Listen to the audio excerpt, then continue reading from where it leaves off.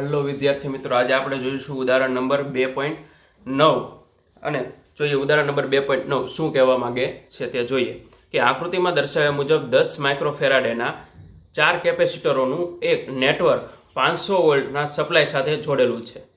એ નેટવર્કનું સમતુલ્ય કેપેસિટન્સ. બી દરેક કેપેસિટર પરનો વિદ્યુતભાર શોધો. એટલે દરેક પરનો કેપેસિટર પરનો વિદ્યુતભાર શોધવાનો છે અને આપણને જે આકૃતિ આપી છે તેનું સમતુલ્ય કેપેસિટન્સ આપણે મેળવવાનું છે.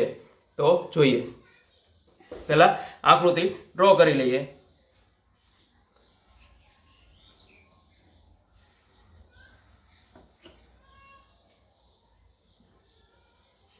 આવી કંઈક આકૃતિ આપી છે જેમાં દરેક કેપેસિટર પરનું કેપેસિટન્સ સમાન મૂલ્યનું છે એવું આપણને કીધું છે, એટલે કે 10 માઇક્રોફેરાડે જેટલું છે.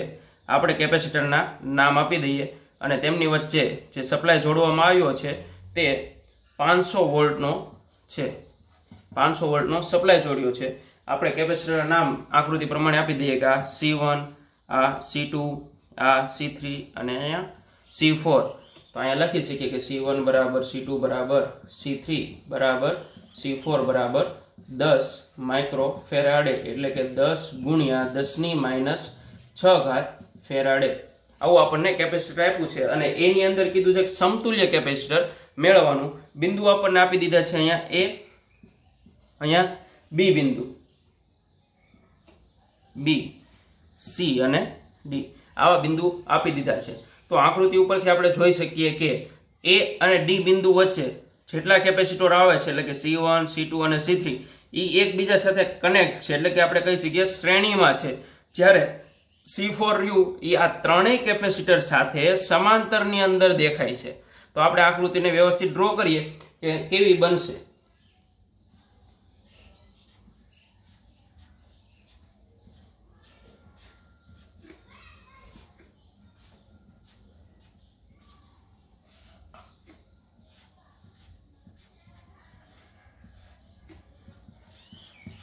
આ 500 વોટનો પાવર સપ્લાય છે. આપણું C1 આવી ગયું, C2 આવી ગયું, C3 આવી ગયું અને આપણું આ C4 એ અને ડી બિંદુઓ.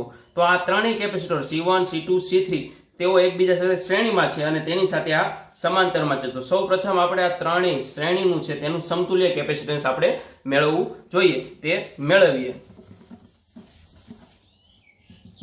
C1, C2, C3 માટે સમતુલ્ય કેપેસિટર શ્રેણી માટે સમીકરણ શું છે કે જો કેપેસિટરનું શ્રેણી જોડાણ હોય આપણે આને CS વડે દર્શાવીએ તો 1/CS is equal to 1/C1 plus 1/C2 plus 1/C3. 3 capacitor છે એટલે 3, વધારે હોય તો વધારે લખી શકીએ.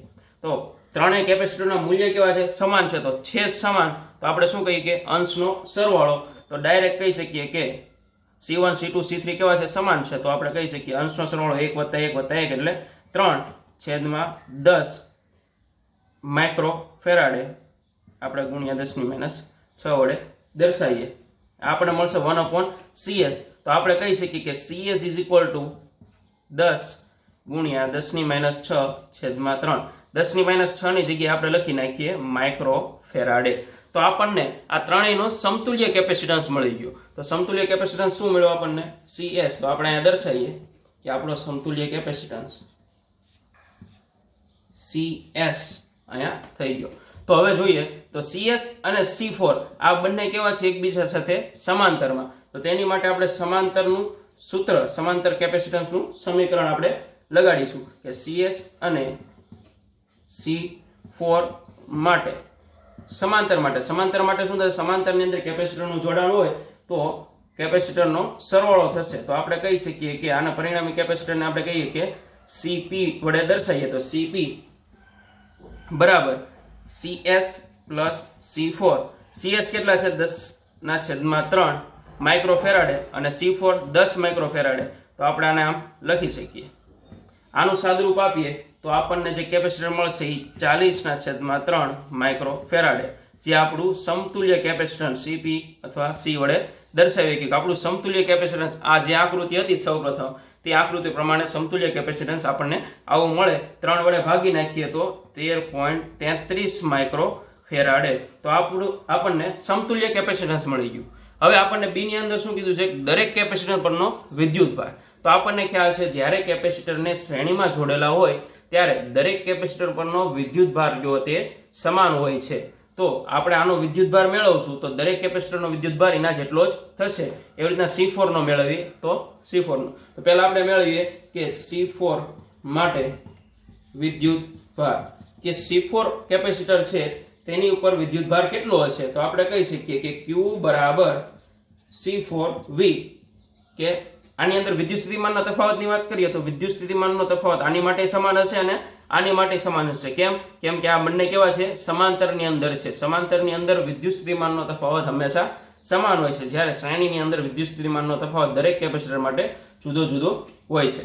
તો C4 આપણે કેટલા છે, 10 માઇક્રોફેરાડ એટલે 10 ગુણ્યા 10 - 6 V આપણને આપ્યા છે 500. તો આપણે કહી શકીએ કે 5 ગુણ્યા 10⁵. તો આનું સાદુરૂપ આપીએ તો આપણને આન્સર મળશે હશે 5 ગુણ્યા 10 - 3 કુલમ, જે આપણું C4 જે કેપેસિટર છે તેના પરનો વિદ્યુતભાર થશે. આગળ વાત કરીએ તો આપણે મેળવવાનું છે CS પરનું. તો CS પરનો વિદ્યુતભાર મેળવવો હોય તો આ લખી શકીએ કે CS પર વિદ્યુતભાર. CS પર કેટલો વિદ્યુતભાર થશે કે CS પર આપણે દર્શાવીએ કે Q પ્રાઇમ બરાબર CS અને વિદ્યુત સ્થિતિમાન. આ કેપેસિટરો કેવા છે, ત્રણેય સમાન મૂલ્યના છે અને શ્રેણીની અંદર વિદ્યુત સ્થિતિમાનનો તફાવત સમાન હોય છે અને વિદ્યુતભાર કેવો હોય છે, વિદ્યુત સ્થિતિમાનનો તફાવત જુદો જુદો હોય છે, જ્યારે વિદ્યુતભાર કેવો હોય છે, સમાન હોય છે. એટલે આપણે અહીંયા ડાયરેક્ટ CS માટે દર્શાવીએ કે CS એટલે કેટલા છે, 10⁻3 માઇક્રોફેરાડે ગુણ્યા 5 ગુણ્યા 10⁵. આપણે માઇક્રોની જગ્યાએ લખી નાખશું 10⁻6.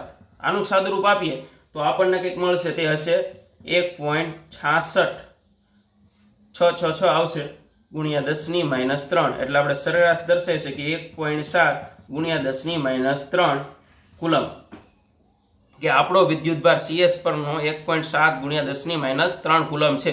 દરેક કેપેસિટરની વાત કરીએ તો C1 બરાબર C2 બરાબર C3 બરાબર 1.7 ગુણ્યા 10⁻3 કુલમ, જ્યારે C4 માટે 5 ગુણ્યા 10⁻3 કુલમ વિદ્યુતભાર હશે. આ થયું આપણું ઉદાહરણ નંબર 2.9. હવે આપણે જોઈએ સ્વાધ્યાયના દાખલા નંબર 2.6. આજે આપણે ઉદાહરણ 2.9 અને સ્વાધ્યાયના 2.6 તથા 2.7 અને 2.8 નો અભ્યાસ કરવાના છીએ. તો સ્વાધ્યાયનો દાખલા નંબર 2.6 કે 2.6 ની અંદર શું કહે છે તે જોઈએ. રકમ આપણી પાસે છે કે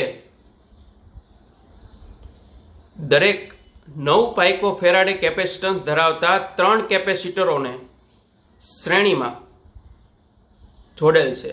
A સંયોજનોનું કુલ કેપેસિટન્સ કેટલું હશે. B આ સંયોજનને 120 વોલ્ટના સપ્લાય સાથે જોડવામાં આવે તો દરેક કેપેસિટરને સમાંતર સ્થિતિમાનનો તફાવત કેટલો થશે. તો જોઈએ કે શ્રેણીમાં જોડવાના છે. તો શ્રેણી માટે આપણે કહી શકીએ 3 કેપેસિટર, 1 2 અને આ 3 આપણા કેપેસિટરો છે. તેનું કેપેસિટરનું મૂલ્ય આપણને આપી દીધું છે. તે આપણે લખી નાખીએ કે C1 અને C1 કહીએ અને C2 કહીએ અને C3. C1 બરાબર C2 બરાબર C3 બરાબર આપણે કહી શકીએ C બરાબર 9 ગુણ્યા 10 પાઇકો કીધા છે એટલે 10⁻12 ફેરાડે. તો ત્રણેયનું કેપેસિટરનું મૂલ્ય આપણને કહી દીધું છે. બીજી વસ્તુ આપણને આપી છે વિદ્યુત સ્થિતિમાન કે V બરાબર 120 વોલ્ટ અને દરેક કેપેસિટર માટે વિદ્યુત સ્થિતિમાન ગણવાનું છે. એટલે કે V1 V2 અને V3 આપણે ફાઇન્ડ કરવાનું છે.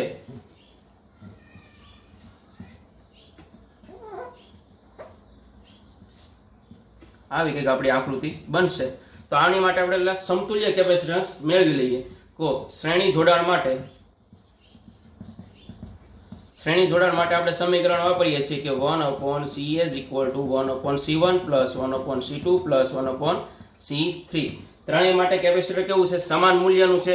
C1 બરાબર C2 બરાબર C3 બરાબર C. તો આપણે કહી શકીએ કે 3/C 1/CS તો આપણે એમ પણ લખી શકીએ કે CS બરાબર C/3. C એટલે કેટલું છે 9 ગુણ્યા 10⁻12 છેદમાં 3 3 તરી 9. તો આપણું કેપેસિટર સમતુલ્ય કેપેસિટર છે એ 3 ગુણ્યા 10⁻12 ફેરાડે એટલે કે આપણે કહી શકીએ કે 3 પાઇકો ફેરાડે.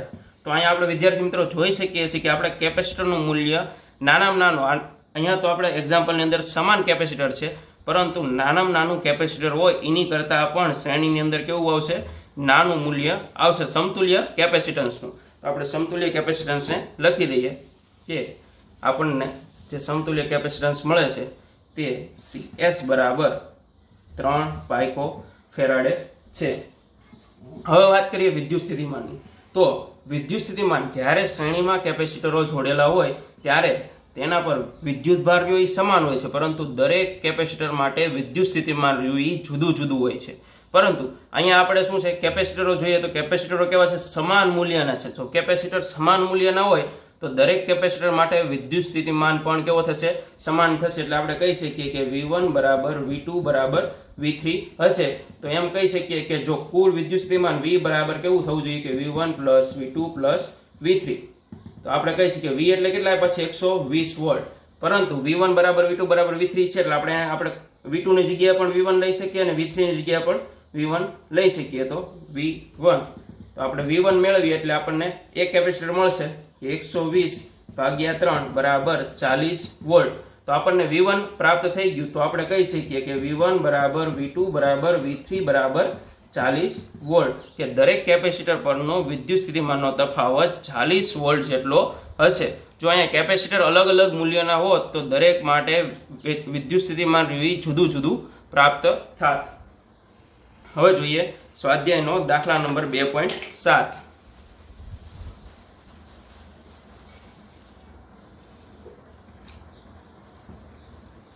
2.7 ની અંદર શું કહે છે તે જોઈએ કે 2 પાઇકો ફેરાડે, 3 પાઇકો ફેરાડે અને 4 પાઇકો ફેરાડે કેપેસિટન્સના 3 કેપેસિટરોને સમાંતર જોડેલ છે. એ સંયોજનોનું કુલ કેપેસિટન્સ કેટલું છે. બીજું બી, જો આ સંયોજનને 100 વોલ્ટ સપ્લાય સાથે જોડવામાં આવે તો દરેક કેપેસિટર પરનો વિદ્યુત ભાર શોધો. દરેક કેપેસિટર પરનો વિદ્યુત ભાર શોધવાનો છે અને કેપેસિટન્સ સમતુલ્ય કેપેસિટન્સ આપણે મેળવવાનું છે. અને જોડાણ કેવું આપ્યું છે, સમાંતરની અંદર જોડાણ આપ્યું છે. તો આપણે જોડાણ દર્શાવી દઈએ.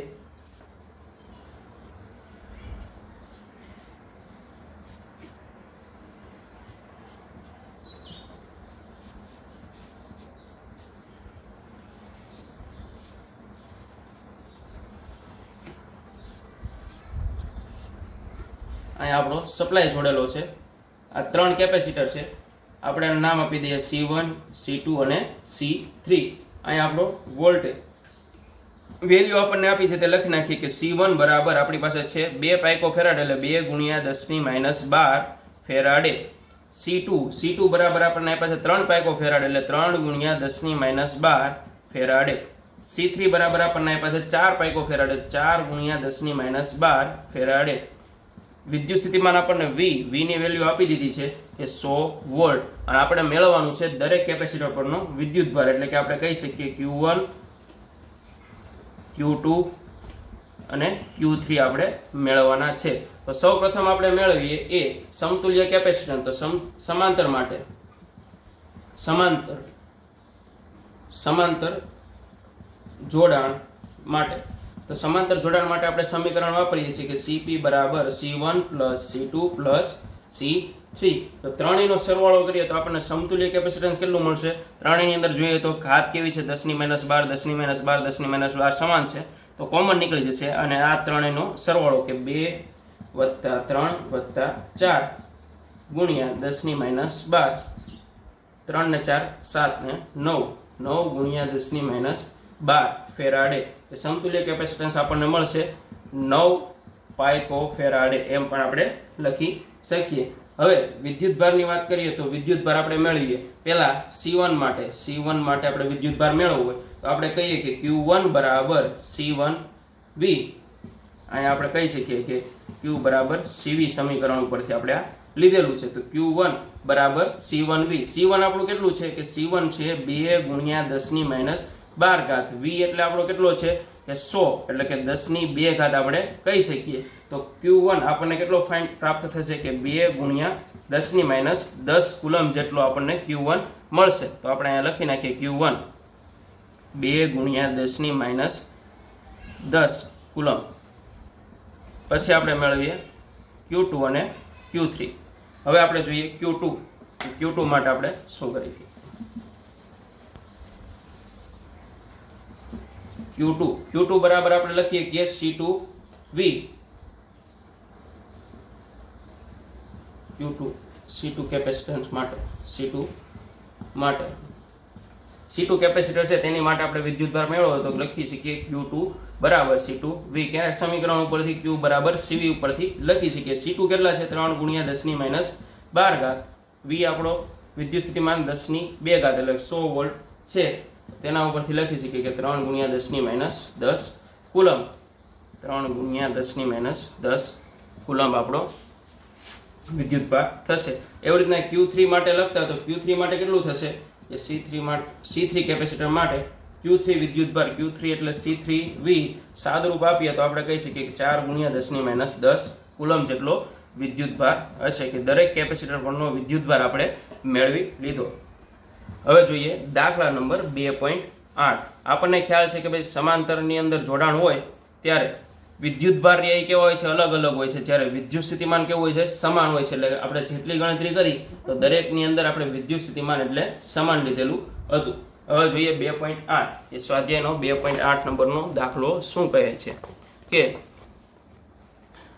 બે પ્લેટ વચ્ચે હવા હોય તેવા સમાંતર પ્લેટ કેપેસિટરમાં દરેક પ્લેટનું ક્ષેત્રફળ 6 × 10⁻³ મીટર સ્ક્વેર અને બે પ્લેટ વચ્ચેનું અંતર 3 mm છે। આ કેપેસિટરનું કેપેસિટન્સ ગણો। જો આ કેપેસિટરને 100 વોલ્ટ સપ્લાય સાથે જોડવામાં આવે તો તેની દરેક પ્લેટ પરનો વિદ્યુતભાર કેટલો હશે। આપણે વિદ્યુતભાર મેળવવાનો છે અને કેપેસિટન્સ મેળવવાનું છે। તો જોઈએ માધ્યમ આપણને કીધું છે હવા એટલે કે શૂન્ય અવકાશ। આપણને આપી દીધી છે જે વસ્તુ એ છે ક્ષેત્રફળ આપ્યું છે 6 × 10⁻³ મીટર સ્ક્વેર। બીજી વસ્તુ આપણને આપી છે અંતર કે 3 mm એટલે આપણે કહી શકીએ કે 3 × 10⁻³ મીટર। ને મિલીમીટરને કન્વર્ટ કરેલું છે મીટરની અંદર। આપણે મેળવવાનું છે કેપેસિટન્સ અને આપણને આપ્યો છે વિદ્યુત સ્થિતિમાનનો તફાવત કેટલો આપ્યો છે 100 વોલ્ટ જેટલો અને આપણે મેળવવાનું છે વિદ્યુતભાર। આટલી વસ્તુ આપણે મેળવવાની છે। તો શૂન્ય અવકાશ માટે કેપેસિટરનું કેપેસિટન્સનું સમીકરણ કંઈક આવું છે કે C0 બરાબર ε0A/d। આમાંથી આપણે C0 મેળવવાનું છે તો C0 બરાબર ε0 એટલે ε0 ની વેલ્યુ છે 8.85 × 10⁻−12 એટલે કે 8.85 × 10⁻12 ક્ષેત્રફળ આપણને આપ્યું છે 6 × 10⁻3 અંતર 3 mm એટલે આપણે કહી શકીએ 3 × 10⁻3 મીટર। સાદુરૂપ આપીએ તો આપણો આન્સર આવશે 17.7 × 10⁻12 ફેરાડે। હજી આને કહીએ કે 17.7 પાઇકો ફેરાડે। તો આપણને સમતુલ્ય કેપેસિટર મળી ગયું। કેટલું હશે 17.7 પાઇકો ફેરાડે। હવે આપણે મેળવવાનો છે વિદ્યુતભાર। તો વિદ્યુતભાર માટે આપણે કહી શકીએ વિદ્યુતભાર Q બરાબર CV વાળા સમીકરણ ઉપરથી કહી શકીએ Q0 બરાબર C0V। C0 આપણને કેટલું મળ્યું છે 17.7 × 10⁻12 વિદ્યુત સ્થિતિમાન આપણને આપ્યું છે 100 એટલે કે 10⁻2 તો વિદ્યુતભાર આપણો થશે 17.7 × 10⁻10 કુલમ જેટલો। તો કેપેસિટરનો વિદ્યુતભાર મેળવી લીધો। જો વિદ્યાર્થી મિત્રો તમને મારો વિડીયો ગમ્યો હોય તો લાઇક શેર અને સબસ્ક્રાઇબ જરૂર કરજો। નેક્સ્ટ લેક્ચરની અંદર આપણે આગળના એક્ઝામ્પલ સાથે મળીશું। ધન્યવાદ।